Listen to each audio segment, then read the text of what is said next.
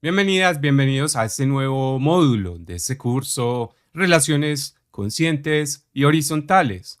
En esta ocasión vamos a ver un módulo, un apartado o episodio en el cual vamos a hablar acerca del ciclo del amor. Esto cobra relevancia debido a que precisamente en los próximos módulos o capítulos vamos a hablar un poco de cómo concebía Armand las relaciones a lo largo del ciclo del amor.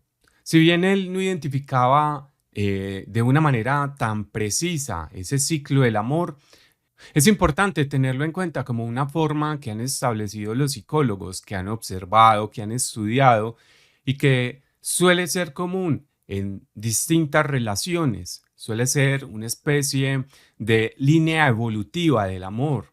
Cobra entonces relevancia debido a que Armand establecía unos principios particulares para algunos de esos momentos. Vamos a hablar del flechazo. El flechazo es ese primer momento que podría identificarse en una relación. Vale la pena mencionar algo que es bastante importante. Si bien esta propuesta, que a su vez surge de estudios, de observaciones, etcétera, etcétera, plantea una serie de ciclos. Estos ciclos no siempre ocurren. Estos ciclos en muchas ocasiones ocurren de manera diversa, de manera distinta. Cuando hablamos del flechazo, hablamos de un primer impacto amoroso. En ese primer impacto hay un deseo que se impone y se encubre, más que cubrir, al objeto de amor de ese deseo. Incluso es aquí en donde opera la idealización y la negación de los aspectos negativos de la otra persona. Esto cobra relevancia debido a que cuando se establece un vínculo de orden amoroso, incluso en términos generales, cuando se establece una amistad, al principio, en muchas ocasiones, suele haber una energía de nuevo relacionamiento o de nueva relación. Esta es una forma en que algunas personas comprenden al amor, con este concepto de energía, de nuevo relacionamiento o de nueva relación, para no hablar de enamoramiento. Vale la pena mencionar que el flechazo hace parte del enamoramiento, solo que es una parte, digamos, lo precedente, que en muchas ocasiones puede que no pase a un enamoramiento por sí mismo. Vamos a aclarar eso más adelante cuando hablemos del enamoramiento. Entonces, el mecanismo que suele operar es la idealización, que la idealización es cuando se niegan precisamente los aspectos negativos de la persona y se realzan todas las cualidades de esa persona como algo positivo. Entonces, ahí es cuando decimos que el amor es ciego, que no es capaz de ver sus defectos, y esto en parte es natural. Sin embargo, puede ser algo que también sea negativo debido a que cuando se acabe esa idealización puede haber un golpe con la realidad. También opera la negación. La negación va de la mano de esa idealización. Precisamente esa negación se refiere a que esa persona a la cual estamos prendados la vemos sin aspectos negativos, las vemos sin sombras, sin, digámoslo, debilidades, sin desventajas. Creemos que todo en esa persona es definitivo, que es absoluto, y no vemos entonces que pueda tener defectos, que pueda tener esa serie de cosas que finalmente hacen que seamos humanos. El flechazo suele ser ese momento en el cual hay una mirada, hay un acercamiento, hay un conocimiento de alguien. Luego viene una etapa que es bastante interesante y de la cual incluso Émile Armand, vamos a ver más adelante, suele, digámoslo, hacer una crítica bastante aguda, perspicaz, interesante. Y el galanteo es ese momento entonces en que el sujeto muestra esas partes más organizadas de su yo a la vez que idealiza a la otra persona, busca seducirla. Acá hay un asunto de seducción, de coqueteo, de acercamientos a través del deseo, a través de pasiones incluso, sentimientos bastante románticos, bastante interesados en esa otra persona. Y como buscamos acercarnos a esa otra persona de manera que le parezcamos interesante, por eso ocurre este aspecto que menciona la diapositiva de mostrar esas partes más interesantes de su yo. Hay algo que quisiera destacar, que quisiera traer a colación a propósito del tema del enamoramiento, de la idealización, y es que el filósofo Irving Singer, de quien recomendaba el libro La naturaleza del amor, decía que en buena parte la idealización es natural y lo dice como filósofo, ni siquiera como psicólogo. Pero también si nos ponemos a pensarlo un poco desde la psicología, también tiene una razón de ser. Y esa razón de ser por la cual hay esa idealización, esa nueva energía de relación frente a otra persona que conocemos, es que en parte, diría Irving Singer, es interesante conocer a otra persona. Es interesante acercarse a ella, tener ese conocimiento, deslumbrarse, sorprenderse, digamos, de aspectos positivos, de aspectos incluso en muchas ocasiones comunes. Es frecuente que muchas personas busquen acercarse a posibles parejas a través de elementos comunes, otras lo hacen de otra manera. Puede ocurrir que se acerquen a personas que tienen intereses completamente distintos, por ejemplo.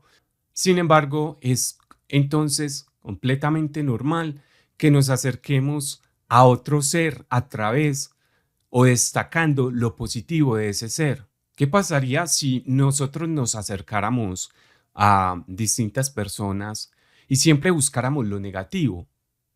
Esa es una pregunta que quisiera dejarles para que reflexionen y también piensen hasta qué punto puede ser natural, digámoslo, normal, entre comillas, o necesario, incluso la idealización o esa energía de nuevo relacionamiento.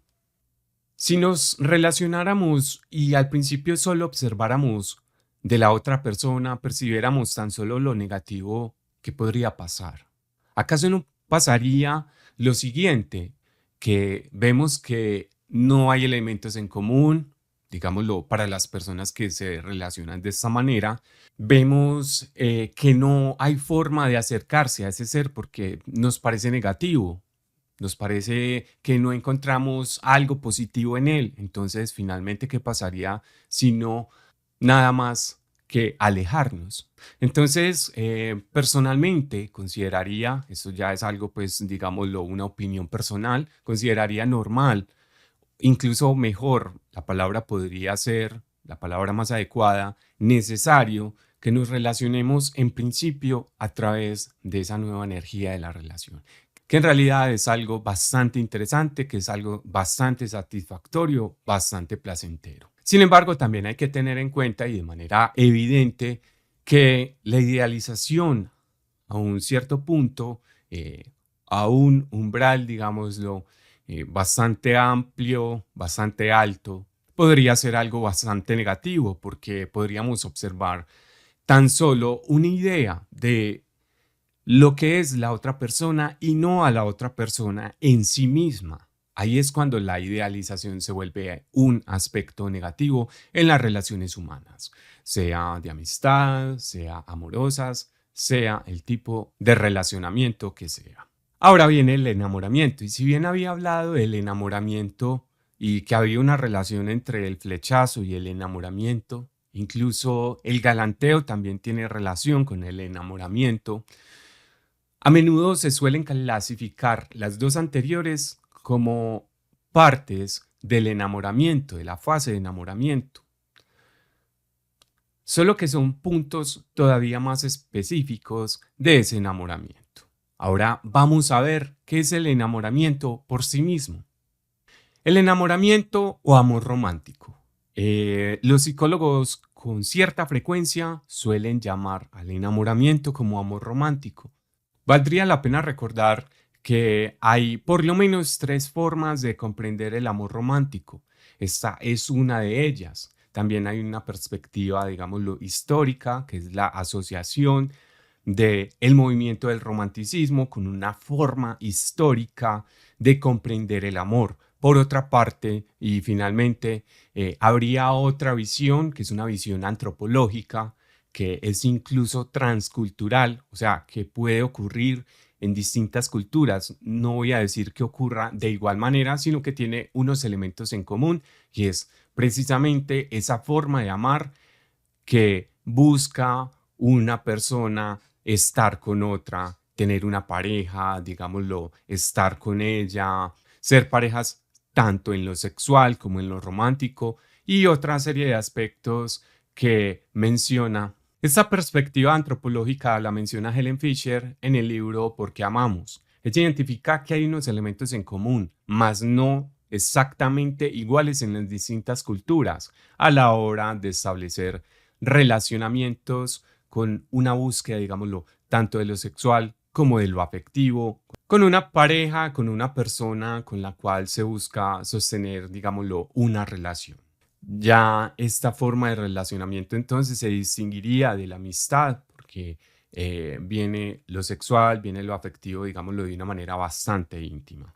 De nuevo, y quiero hacer esa aclaración, esos elementos que encuentra Helen Fisher no son, digámoslo, homogéneos en todas las culturas, no son universales, sino que son unos elementos en común que ella identifica y a los cuales ella llama amor romántico, sin desconocer que hay una perspectiva que se refiere precisamente y es la más conocida, esta perspectiva histórica de comprensión del amor que nace con el movimiento del romanticismo. Y volviendo al tema, entonces también los psicólogos le llaman amor romántico al tema del enamoramiento. Precisamente esta concepción viene cargada un poco de la que tiene relación con el movimiento histórico del romanticismo, porque se habla de amor romántico precisamente en el enamoramiento, se habla de amor romántico debido a que el amor romántico se caracteriza, digámoslo, por una fuerte emoción. Se hace un énfasis en la emoción, se deja de lado la razón. Entonces se le suele definir como una tormenta emocional, de la cual se dice que el amor es ciego. Esto tiene relación con la idealización, con la negación de los aspectos negativos. Y esta fase viene entonces cargada de idealización, cargada de expectativas y por eso en la gran mayoría de los casos hay decepciones y discusiones y conflictos en el ajuste del vínculo, que es una fase en la cual las relaciones entran en crisis. Vamos a verlo más adelante. De la decepción o el reconocer que la otra persona tiene aspectos, digámoslo, positivos como negativos, es que nace finalmente al que llamamos amor maduro o amor de compañía, que es una forma de comprender también el amor, ya, digámoslo, en un ciclo, pero también que deberíamos integrar en nuestras formas de relacionamiento. Y es precisamente integrar lo que ya había mencionado, esos aspectos tanto positivos, porque no vamos a negar que todas las personas podrían tener aspectos positivos, como aspectos negativos. Evidentemente, todos tenemos una sombra, por así decirlo, unos aspectos negativos. Por lo mismo, entonces, difiero cuando a veces hablamos de personas tan solo de luz. No, todos los seres tenemos aspectos que pueden deslumbrar, pero también tenemos aspectos que pueden generar incomodidad, que pueden ser negativos para los demás. Y también, así como podemos hacer bien, digámoslo en unos términos bastante coloquiales, también podríamos hacer mal. Tenemos las dos capacidades, digámoslo en la concepción de naturaleza humana, más que decir que somos buenos o malos, podríamos decir que estamos en la capacidad de hacer tanto lo uno como lo otro. Esto puede ser, digámoslo, influido por aspectos sociales, como veíamos en la concepción del amor. Y volviendo al tema del ciclo del amor, acá ocurre algo bastante interesante. Esto es algo que se analiza desde el psicoanálisis, desde la psicología dinámica y desde otras corrientes que hablan de una simbiosis, de que en el enamoramiento hay una simbiosis entre la pareja o las personas relacionadas. ¿A qué se refiere el asunto de simbiosis? El concepto de simbiosis es un concepto traído de la biología que alude al hecho en el cual dos seres, por lo menos dos seres, hacen una transacción que puede beneficiar a los dos. Digámoslo, lo ideal es que beneficie a los dos. Se habla en términos generales de que la simbiosis debería entonces beneficiar a esos dos seres que participan de esa relación estrecha, puede ser de larga duración. Vamos a ver que en las relaciones humanas, entonces, el enamoramiento, si es las dos personas o las personas que participen de las relaciones van a estar interesadas en el otro, van a conseguir placer estando con el otro, van a sentir plenitud, van a sentir placer, van a sentirse bien y es algo que debería ser mutuo. Este es un concepto que también tiene relación con la forma en que somos criados. Digámoslo, al comienzo, cuando somos bebés, también hay una forma, digámoslo, de simbiosis debido a que el niño, pensémoslo de esta manera, tiene una relación con su madre, el bebé, la bebé tiene una relación con su madre bastante estrecha y es precisamente el niño quien recibe todos esos beneficios. A eso también se refiere la simbiosis en la psicología, a esa primera relación que tienen los bebés, las bebés con las madres, pues son ellas quienes le brindan ese primer alimento que es la leche materna. Luego el niño, la niña, el bebé, la bebé tiene, digámoslo, unas separaciones, unos momentos en los cuales se va alejando de la madre, ya no está como siempre para cuidarlo de brazos, para sostenerlo o sostenerla, y va creándose entonces una distancia que en principio es bastante sana, que es algo que es fundamental, que tiene que ver con el tema de los límites y finalmente tiene que ver también, suele asociarse en la psicología dinámica, en el psicoanálisis de las distintas corrientes, con lo que frecuentemente llamamos el ajuste del vínculo. Entonces, en principio, se habla de unos destetes cuando hablamos de la relación madre e hijo, madre e hija, unos destetes y también una distancia óptima que es necesaria para que ese otro ser sea un ser autónomo, que sea un ser que pueda empezar a explorar el mundo con su autonomía, con seguridad. Digámoslo, eso también tiene relación con la forma en que se le cría, en qué es esa relación con la madre o con la figura, digámoslo, cuidadora. Entonces, esa distancia óptima suelen traducirlas los psicólogos dinámicos y los psicoanalistas en las relaciones ya, digámoslo, de personas adultas como un ajuste del vínculo. El ajuste del vínculo tiene que ver con esos conflictos, esos momentos en los cuales se revelan, observamos esos aspectos, digámoslo, negativos, entre comillas, que tiene la otra persona, pero que finalmente nos muestran también que esa persona es real, es una persona humana. Y ahí viene la desidealización, viene una negación. Ese es un momento, digámoslo, de crisis precisamente en las relaciones. Muchas de ellas terminan en este punto debido a que precisamente se acaba ese enamoramiento, esas emociones, esas pasiones, esa forma de concebir el amor tan solo desde la pasión, desde el sentimiento y sin incluir, digámoslo, el aspecto también fundamental de las prácticas, de las costumbres, de principios que se llevan a la práctica, digámoslo, eso fundamentalmente como pensando también en Émile Armand, de quien vamos a ver unos principios que son más prácticos que teóricos. Entonces viene una desidealización, viene una crisis.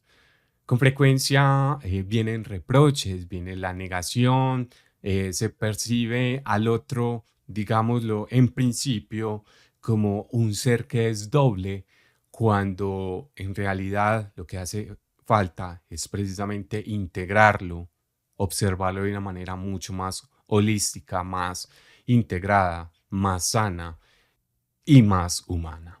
Entonces se descubren fallos, hay culpas, acusaciones, pero también, y eso es lo fundamental, reparaciones.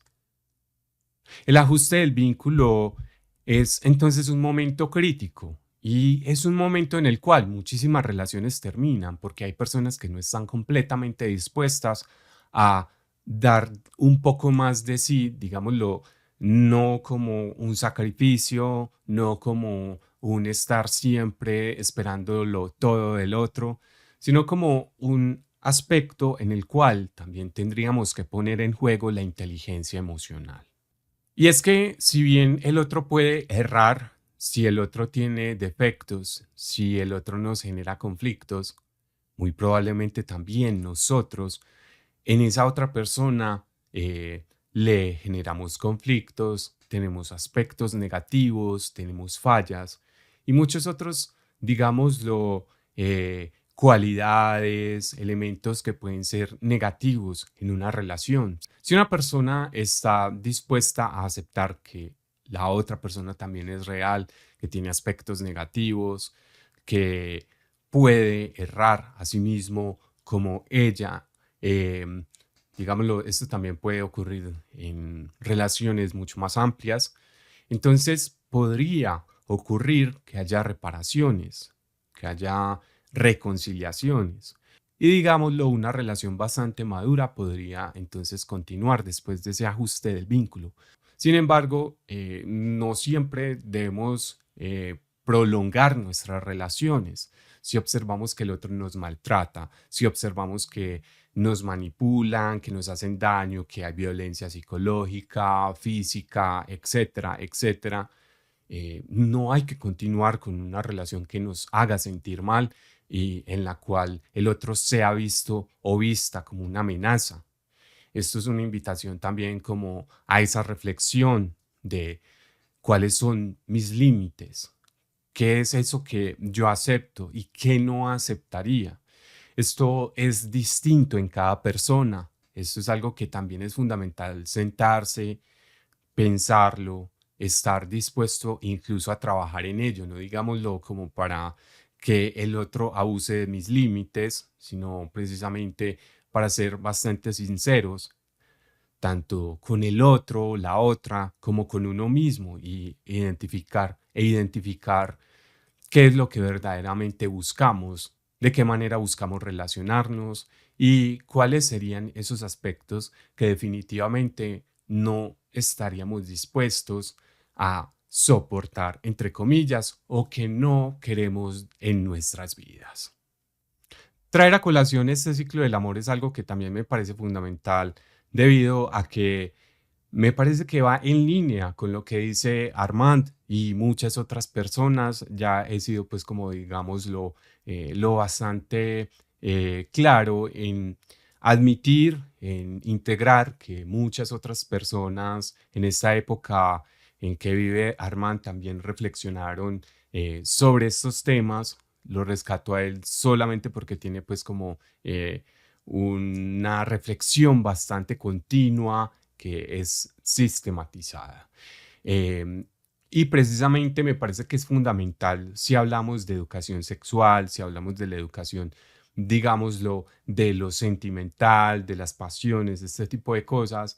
También es fundamental conocer ese ciclo del amor, de qué manera se desarrollan las relaciones. Más adelante vamos a ver precisamente que la propuesta de Emile Armand tiene unos elementos bastante interesantes respecto a cada una de esas etapas. Y es que después de este ajuste del vínculo viene lo que llamamos amor de compañía o amor maduro. Precisamente una de las personas que más le apostó a que el amor debía vivirse desde la madurez fue Erich Fromm. Es un autor que también tiene una propuesta bastante interesante.